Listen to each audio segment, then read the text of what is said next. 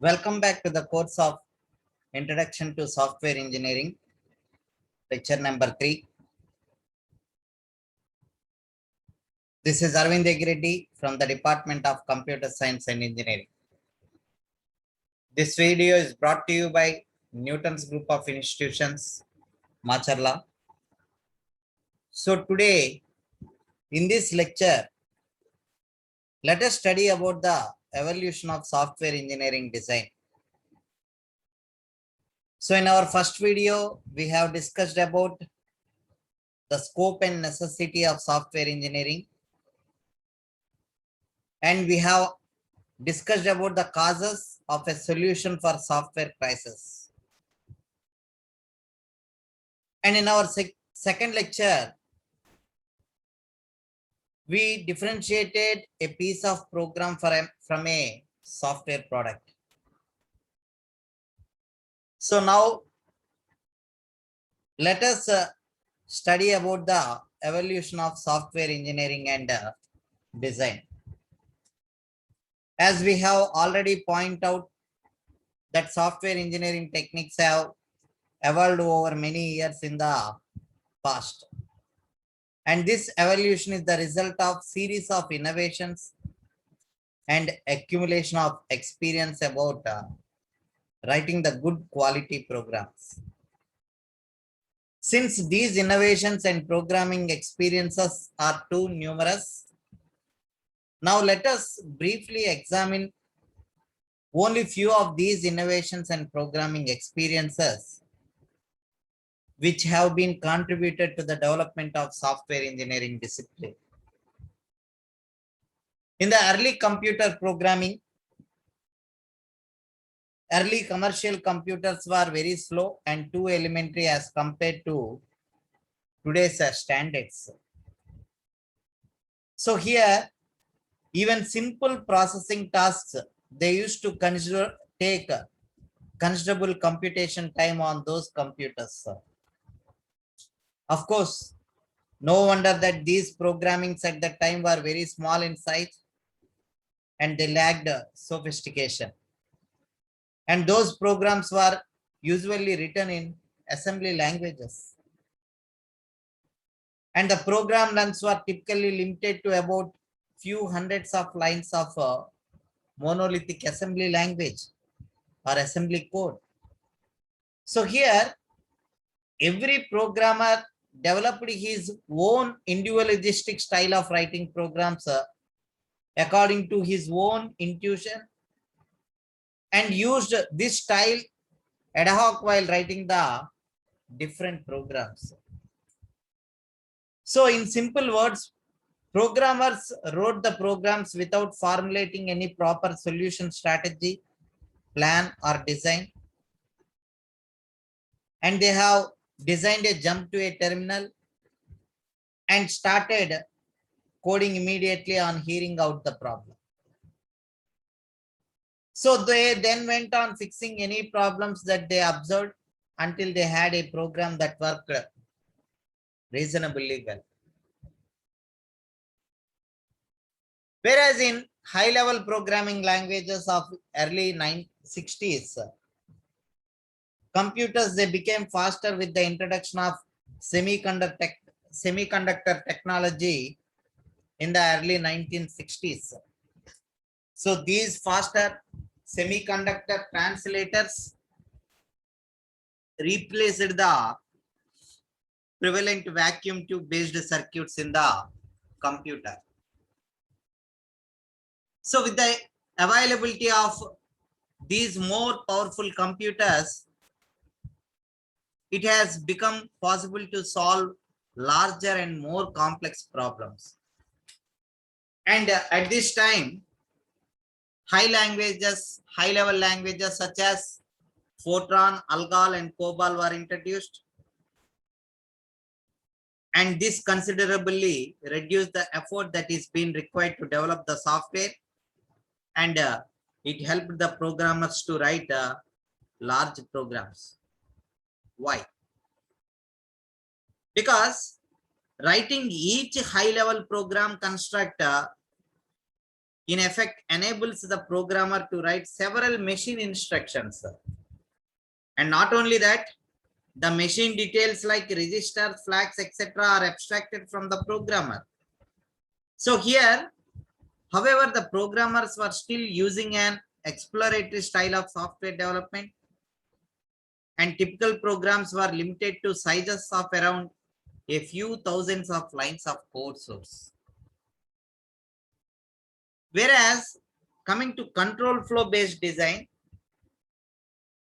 as the size and complexity of the programs, they kept on increasing, the exploratory programming style provided to be insufficient. So programmers found it increasingly difficult not only to write cost-effective and correct programs, but also to understand and maintain the programs written by others. So to cope up with the problems, experienced programmers, they advised other programmers to pay particular attention to the design of program control flow structure. So here, a program control flow structure, which is going to indicate the sequence in which these programs instructions are executed, so that in order to help and develop the programs that are having good control flow structures, and the flow charting techniques were being developed. And even today, these flow charting techniques is being used to represent the design of algorithms. Even though the popularity of flow charting representation and the design programs has went to a great extent due to the emergence of more advanced technologies, we can see in this particular figure 1.4, which is illustrates two alternative ways of writing the program code for the same problem. Here, the flowchart representation for these two program segments of this particular figure 1.4, we can see it in side figure 1.5. So if you can clearly notice the control flow structure of the program segment in this figure 1.5b is much more simple than 1.5a. And by examining the code, we can see that 1.5a is much harder to understand as compared to that of 1.5b. So from this example, we can confirm the fact that if the flowchart representation is simple, then the corresponding code should be simple. And if we can draw the flowchart representation of several other problems to convenience ourselves that the program with complex flowchart representation is indeed more difficult to understand and maintain. Now, let us try to understand why a programming or the program that is having good control flow structure would be easier to develop and understand. In other words, let us understand why a program with a complex flowchart representation is difficult to understand. Here, the main reason behind this situation is that normally one understands a program by his mentally tracing its execution sequence, that is a statements sequence.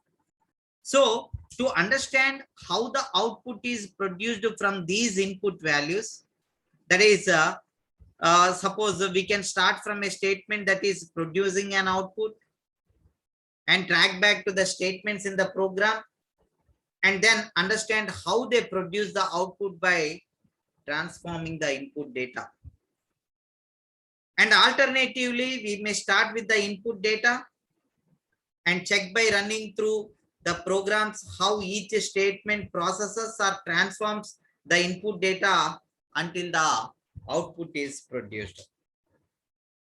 For example, for the program of figure 1.5a, we would have to understand the execution of programs along the path here 1, 2, 3, 7, 8, 10, or 1, 4, 5, 6, 9, 10, or 1, 4, 5, 2, 3, 7, 8, 10.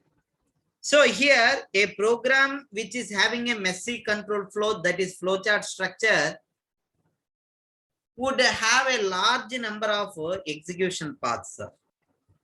And if you can see this particular figure 1.6, consequently it would become extremely difficult to determine all the execution paths, and tracing the execution sequence along all the paths by typing to understand, that can be terrible.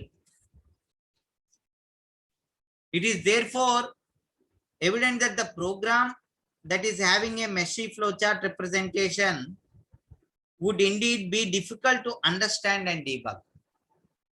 So it was found that the go-to statements, they make control structure of a program messy, and these go-to statements, they alter the flow of control arbitrarily, and they need to be restrict use of go-to statements was recognized. Now, many programmers, they had extensively used assembly languages. Here they used jump instructions, which are frequently used for program branching in assembly language. And programmers, they considered use of go-to statements inevitable. Okay, so now my question is, are these go-to statements the culprits? So here in the landmark paper, Dijkstra in 1968, he published his own article saying that go-to statements, they are considered as harmful. Here he pointed out that uncontrolled use of go-to statements is the main culprit in making the control structure of the program messy. So to understand his arguments, if we can examine this particular figure 1.6, which shows the flowchart representation of program in which the program has used rather too many go-to statements. And these go-to statements, they alter the flow of control arbitrarily, resulting in too many paths. So then why? So why does the use of these too many go-to statements, they make a program hard to understand? Here the programmer who is trying to understand a program would have to mentally trace and understand the process that has taken place along all the paths of the program, that is making the program understanding and debugging extremely complicated. So is that it became widely accepted that good programs should have very simple control structure, and it is possible to distinguish good programs from bad programs by just visually examining their flowchart representations. So the use of flowchart to design good control flow structure of the program, they became widespread. Now coming to structured programming, this structured program, which is a logical extension, there is a need to restrict the use of go-to statements, which was being recognized by everybody. However, many programmers, they were still using these go-to statements in assembly language. Besides, jump instructions, they are frequently used for the program branching in assembly languages. Therefore, the programmers with assembly language programming background, they considered the use of go-to statements in programming to be expected. However, it was conclusively provided by Bohm and Jacobin that only these programming constructions, that is sequence, selection, and iteration, and these were sufficient to express any programming language. This was an important result, and it is considered important even today. An example of a sequence statement is an assignment statement of the form A is equal to B. Examples of the selections and iteration statements are if then else and the do while statements respectively. So gradually everyone, they have accepted that it is indeed possible to solve any programming problem without using go-to statements, and that indiscriminated the use of go-to statement should be avoided. So this form the basis of the structured programming methodology. Here, a program is called structured when it uses only the sequence, selection, and iteration types of constructs as in modules. So here, structured programs. Here, the structured programs, what they do is they avoid the unstructured control flow by restricting the use of go-to statements. So here, structured program is facilitated in the programming languages that is being used, and they support single entry, single exit programs such as if then else, do while, etc. Thus, an important feature of the structured programming is to design a good control structure. So here, an example illustrations this key difference between the structured and unstructured program, like what we can see in this particular figure 1.4. So here the program in figure 1.4a, which makes use of too many go-to statements. If you can see, here is one go-to. So there are too many go-to statements. Whereas in program in figure 1.4b, which make use of none. So there is no go-to statement. So here the flowchart of the program which makes use of go-to statement is obviously much more complex compared to that of the program without a go-to statement. So here, a structured program that should be modular. When I mean a modular program is one which is decomposed into set of modules such that these modules should have low interdependency among each other. Of course, now let us don't go in depth into these concepts of modular programming. But what are the main advantages of writing the structured program compared to that of unstructured ones? Here, research experiences, they have shown that the programmers commit less number of errors while using the structured if then else or do while statements when using test and branch code constructs. Besides being less error prone, structured programs are normally more readable, they are easy to maintain, and they require less effort to develop compared to unstructured programs. So here the virtue of structured programs, they became widely accepted, and the structured programming concepts are being used even today. Of course, however, violations to the structured programming feature is usually permitted in certain specific programming situations such as exception handlings, etc., etc.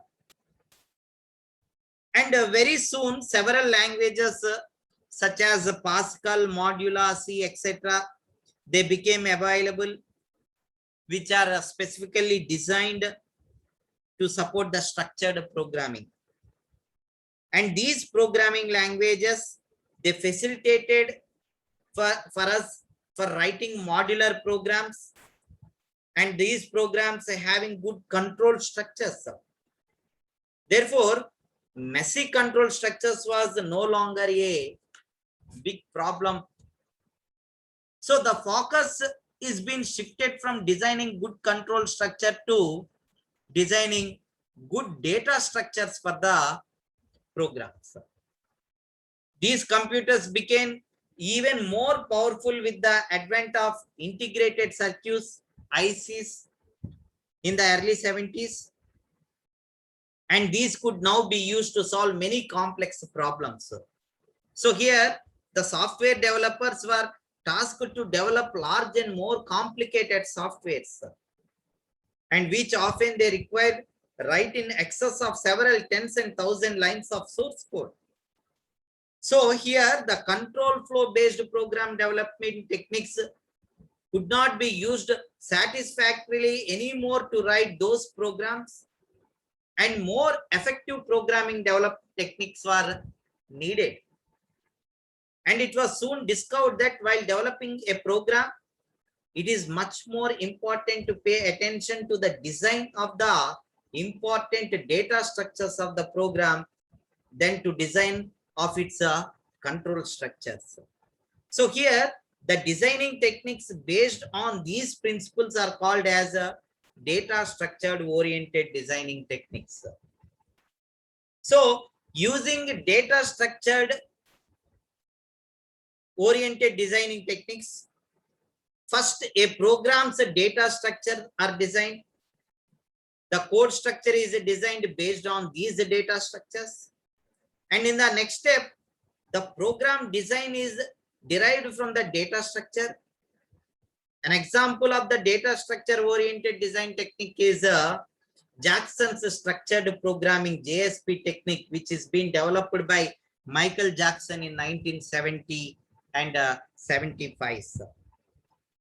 So here in JSP methodology, a program's data structure is first designed using the notations for the sequence, selection, and iteration. The JSP methodology, they provide an interesting technique to derive the program structure from its data structure representation. Several other data structure based design techniques were also developed, but some of these techniques, they became very popular and very expensively used. So here there is an other technique that needs special mention in the Warnier or methodology. However, we will not discuss these techniques in this text, because nowadays these techniques are rarely used in the industries, and they have been replaced by the data flow based and the object oriented techniques. So as these computers, they became still faster and more powerful with the introduction of very large scale integrated VLSI circuits and some new architectural concepts. More complex and sophisticated softwares are needed to solve further challenging problems. So therefore, software developers, they looked out for more effective techniques for designing software, and soon data flow oriented techniques are being proposed. So here the data flow oriented techniques, they advocate that the major data items handled by the system must be identified, and the processing required on these data items to produce the desired output should be determined. So here the data flow technique identifies the functions, which are also called as processes, and the data items that are exchanged between the different functions are represented in a diagram known as the data flow diagram, DFD. So here the program structure can be designed from the DFD representation of the problem. So what this DFD is? So a crucial program that is a representation of a procedural program design, that is what we call as DFDs. So here the DFDs, They have been proven to be a generic technique which is being designed and which is being used to model all types of systems, not only just software systems.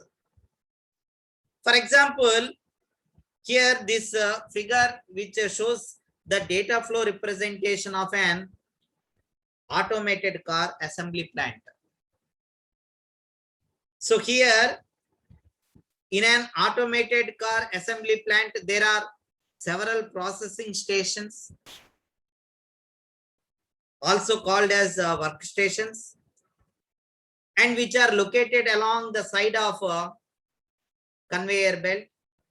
We call them as assembly lines. So here, each workstation is being specialized to do jobs such as fitting of wheels, fitting the engine, spraying paint to the car, etc., etc. So as the partially assembled program moves along the assembly line, different workstations, they perform their respective jobs on the partially assembled software. So here, each circle here in the DFD model of this particular figure will represent the workstation called as process or bubble. So here these circles, we call it as a process or we call them as a bubbles. So here each workstation, it consumes certain input items and produce certain output items. So as a car under assembly arrives at the workstation, it fetches the necessary items to be fitted from the corresponding store. And as soon as the fitting work is completed, it passes to the next workstation, next workstation, next workstation. So it is easy to understand the DFD model of the car assembly plant, what we can see in this particular figure, even though without knowing anything regarding the data flow diagrams. So in this regard, we can say that the major advantage of DFDs is their simplicity. So we shall study how to construct the DFD model of a software system. Once we develop the DFD model of a problem, data flow oriented designing techniques, they provide rather a straightforward methodology to transform the DFD representation of a problem into an appropriate software design. So we shall study the data flow based design techniques in our coming videos. So please don't miss my class and subscribe to my channel for more videos. Here, data flow oriented techniques, they are being evolved into object oriented design, OOD techniques, in the late 70s, that is in the beginning of 80s. So here, object oriented design techniques is an intuitively appealing approach where the natural objects such as employees, payroll registers, etc., that are relevant to a problem are first identified, and then the relationship among these objects such as composition, references, and inheritance are determined, and each object's act, that is essential acts such as data hiding, which also known as a data abstraction entity. So all these we have to identify. So here, object oriented techniques, they have gained widespread acceptance because of their simplicity, because of the scope of the code and design reuse, because they promise low development time, low development cost, and more robust code and easy maintenance. And these OOAD techniques we will discuss in our coming videos. So that's all for now. Hope now you are familiar in identifying the important features of the structured programming.